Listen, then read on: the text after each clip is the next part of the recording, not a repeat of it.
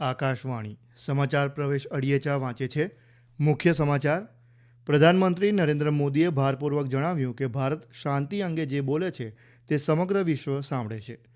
પ્રધાનમંત્રી આવતીકાલે નવી દિલ્હીમાં રાયસીના ડાયલોગ 2025ની 10મી આવૃત્તિનું ઉદ્ઘાટન કરશે. નાર્કોટિક્સ કંટ્રોલ બ્યુરોએ ઇમ્ફાલ અને ગુવાહાટીમાંથી 88 કરોડ રૂપિયાની કિંમતનો માદક પદાર્થનો જથ્થો કબજે કર્યો. મેસેડોનિયાના એક નાઇટ ક્લબમાં આજે લાગેલી ભીષણ આગમાં ઓછામાં ઓછા 51 લોકોના મોત. ઇન્ડિયા માસ્ટર્સ અને વેસ્ટ ઇન્ડિઝ માસ્ટર્સ વચ્ચે આજે છત્તીસગઢમાં આંતરરાષ્ટ્રીય માસ્ટર્સ લીગ T20ની ફાઇનલ મેચ. સમાચાર વિગતવાર. પ્રધાનમંત્રી નરેન્દ્ર મોદીએ ભારપૂર્વક જણાવ્યું કે ભારત શાંતિ અંગે જે બોલે છે તે સમગ્ર વિશ્વ સાંભળે છે, કારણ કે ભારત ગૌતમ બુદ્ધ અને મહાત્મા ગાંધીજીની ભૂમિ છે. શ્રી મોદીએ AI સંશોધનકર્તા અને પોડકાસ્ટર લેક્સ ફ્રીડમેન સાથેની વાતચીતમાં કહ્યું, ભારતીય લોકો સદભાવમાં વિશ્વાસ કરે છે અને શાંતિ ઈચ્છે છે. રશિયા અને યુક્રેન સંઘર્ષ પર શ્રી મોદીએ કહ્યું, જ્યારે બંને દેશ વાતચીત માટે એકસાથે આવશે ત્યારે આનું સમાધાન આવશે.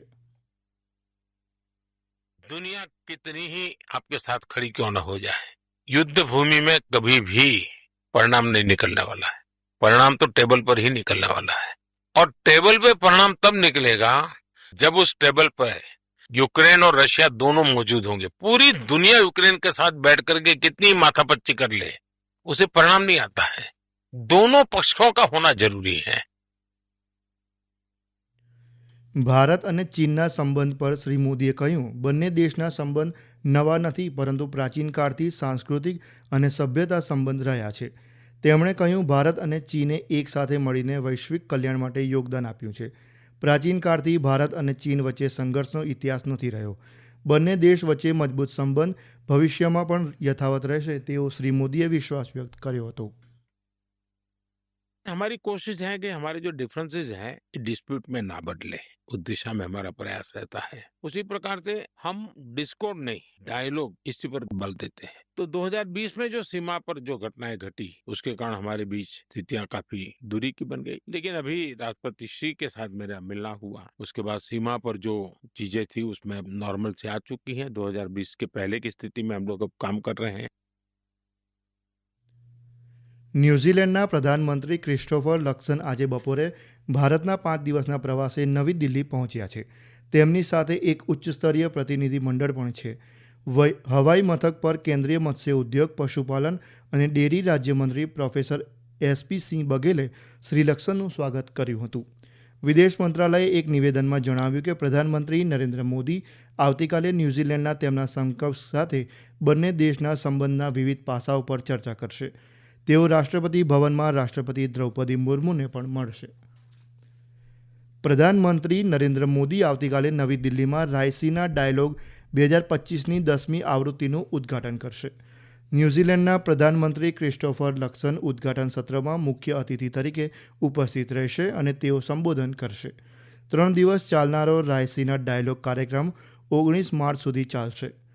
આ વર્ષે આ કાર્યક્રમની મુખ્ય વિષયવસ્તુ કાલચક્ર, લોકો, શાંતિ અને પૃથ્વી છે.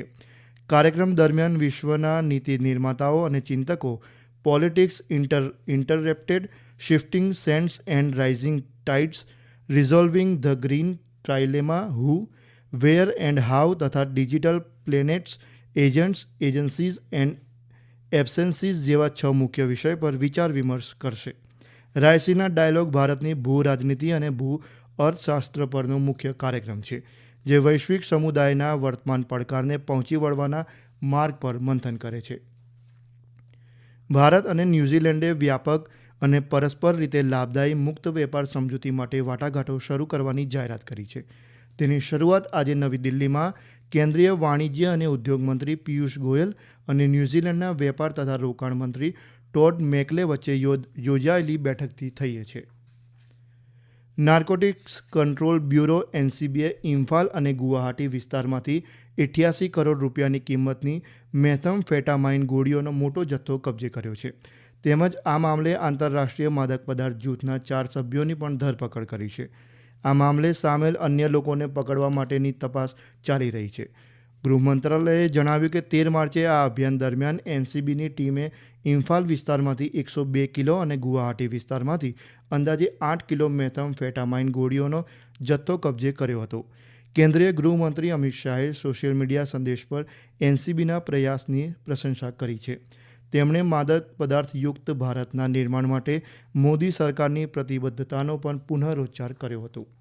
આ સમાચાર આપ આકાશવાણી પરથી સાંભળી રહ્યા છો.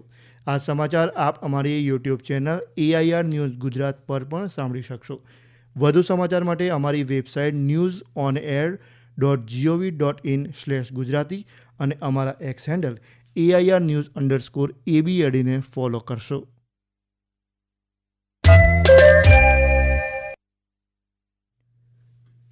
કેન્દ્રીય ગૃહમંત્રી અમિત શાહે આજે કોકરાઝાડમાં કહ્યું, પ્રધાનમંત્રી નરેન્દ્ર મોદીના નેતૃત્વમાં કેન્દ્ર સરકાર બોડોલેન્ડ વિસ્તારના વિકાસ માટે પ્રતિબદ્ધ છે.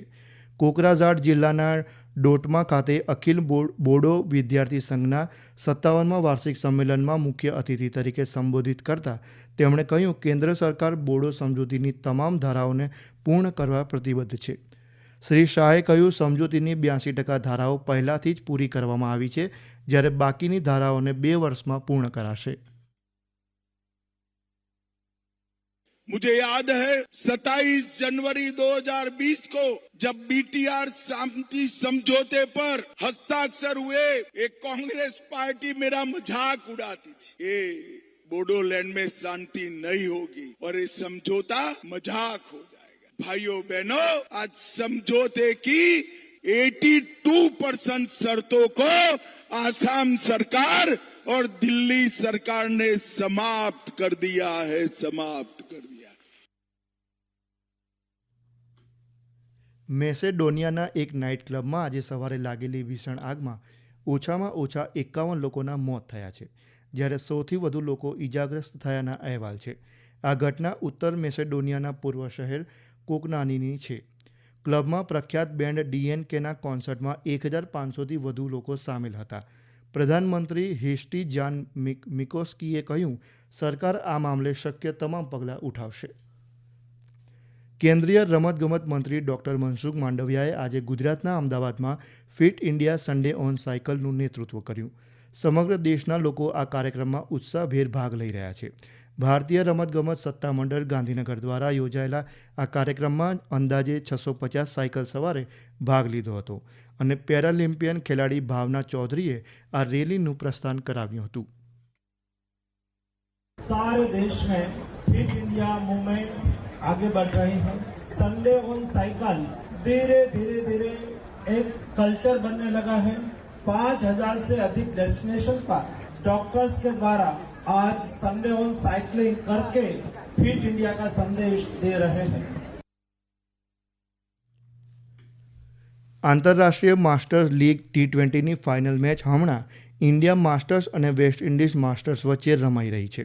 ઇન્ડિયા માસ્ટર્સ સચિન તેંડુલકર અને વેસ્ટ ઇન્ડિઝ માસ્ટર્સ બ્રાયન લારાની સુકાની હેઠળ આ મેચ છત્તીસગઢના રાયપુરમાં આવેલા શહીદ વીર નારાયણસિંહ ઇન્ટરનેશનલ સ્ટેડિયમમાં રમી રહી છે. વેસ્ટ ઇન્ડિઝ માસ્ટર્સે ટોસ જીતીને બેટિંગ પસંદ કરી છે. હાલમાં જ મળતા અહેવાલ મુજબ વેસ્ટ ઇન્ડિઝ માસ્ટર્સે 4 ઓવરમાં 1 વિકેટ ગુમાવી 34 રન બનાવ્યા છે. ભારતે ઇટાલીમાં વિશેષ ઓલિમ્પિક વિશ્વ શિયાળુ રમતોમાં 8 સુવર્ણ, 18 રજત અને 7 કાંસ્ય સહિત 33 ચંદ્રક જીતીને પોતાનું અભિયાન પૂર્ણ કર્યું છે. વાસુ તિવારી, શાલિની ચૌહાણ અને તાન્યાએ 25 મીટર સ્નો શૂઇંગ ઇવેન્ટમાં રજત ચંદ્રક જીત્યા હતા અને જહાંગીરે તે જ વર્ગમાં કાંસ્ય ચંદ્રક જીત્યો હતો. લશ્કરે તૈયબાનો આતંકવાદી અબુ કતલ ઉર્ફે કતલ સિંધી પાકિસ્તાનના ઝેલમ સિંધ પ્રાંતમાં ઠાર મરાયો છે. અજાણા હુમલાખોરોએ ગઈકાલે મોડી રાત્રે ગોળી મારી તેની હત્યા કરી હતી. અબુ કતલ જમ્મુ કાશ્મીરમાં અનેક હુમલાઓની યોજના બનાવવામાં પણ સામેલ હતો. અંતે મુખ્ય સમાચાર. પ્રધાનમંત્રી નરેન્દ્ર મોદીએ ભારપૂર્વક જણાવ્યું કે ભારત શાંતિ અંગે જે બોલે છે તે સમગ્ર વિશ્વ સાંભળે છે. પ્રધાનમંત્રીએ આવતીકાલે નવી દિલ્હીમાં રાયસીના ડાયલોગ 2025ની 10મી આવૃત્તિનું ઉદ્ઘાટન કરશે. નાર્કોટિક્સ કંટ્રોલ બ્યુરોએ ઇમ્ફાલ અને ગુવાહાટીમાંથી 88 કરોડ રૂપિયાની કિંમતનો માદક પદાર્થનો જથ્થો કબજે કર્યો. મેસેડોનિયાના એક નાઇટ ક્લબમાં આજે લાગેલી ભીષણ આગમાં ઓછામાં ઓછા 51 લોકોના મોત. ઇન્ડિયા માસ્ટર્સ અને વેસ્ટ ઇન્ડિઝ માસ્ટર્સ વચ્ચે આજે છત્તીસગઢમાં આંતરરાષ્ટ્રીય માસ્ટર લીગ T20ની ફાઇનલ મેચ. આકાશવાણી પરથી સમાચાર પૂરા થયા.